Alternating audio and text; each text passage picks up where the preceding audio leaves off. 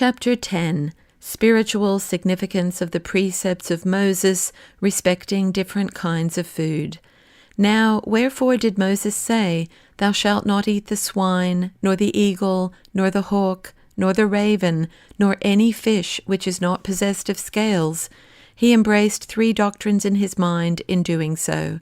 Moreover, the Lord saith to them in Deuteronomy, And I will establish my ordinances among this people.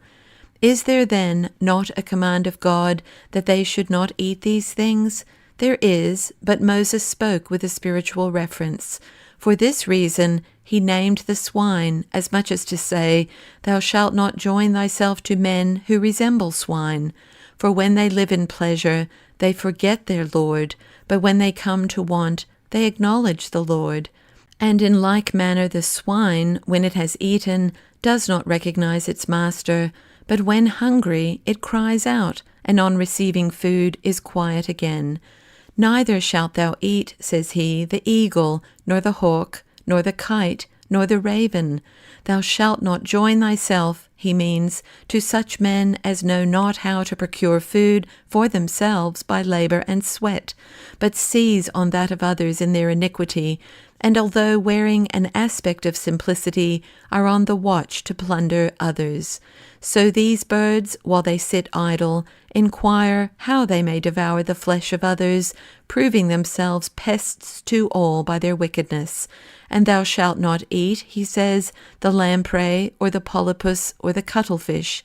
He means, Thou shalt not join thyself, or be like to such men as are ungodly to the end, and are condemned to death.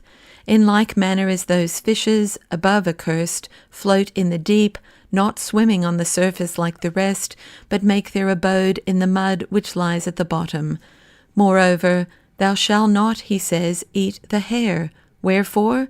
Thou shalt not be a corrupter of boys, nor like unto such, because the hare multiplies year by year the places of its conception, for as many years as it lives, so many it has.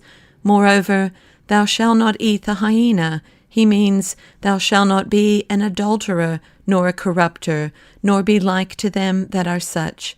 Wherefore? Because that animal annually changes its sex, and is at one time male, and at another female. Moreover, he has rightly detested the weasel. For he means, Thou shalt not be like to those whom we hear of as committing wickedness with the mouth on account of their uncleanness, nor shalt thou be joined to those impure women who commit iniquity with the mouth, for this animal conceives by the mouth.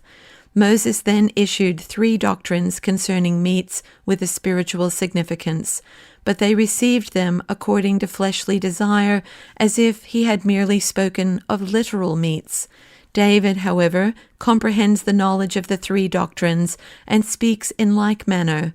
Blessed is the man who hath not walked in the counsel of the ungodly, even as the fishes referred to go in darkness to the depths of the sea, and hath not stood in the way of sinners, even as those who profess to fear the Lord, but go astray like swine, and hath not sat in the seat of scorners, even as those birds that lie in wait for prey.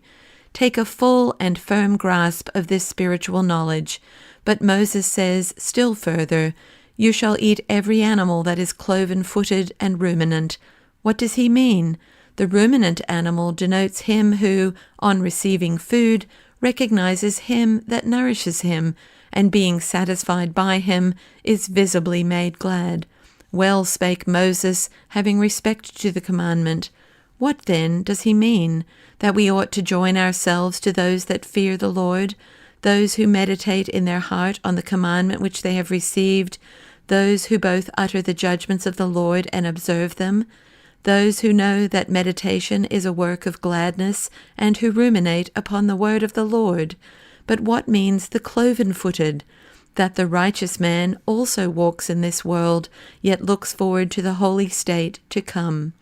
Behold how well Moses legislated, but how was it possible for them to understand or comprehend these things? We then, rightly understanding his commandments, explain them as the Lord intended. For this purpose he circumcised our ears and our hearts, that we might understand these things.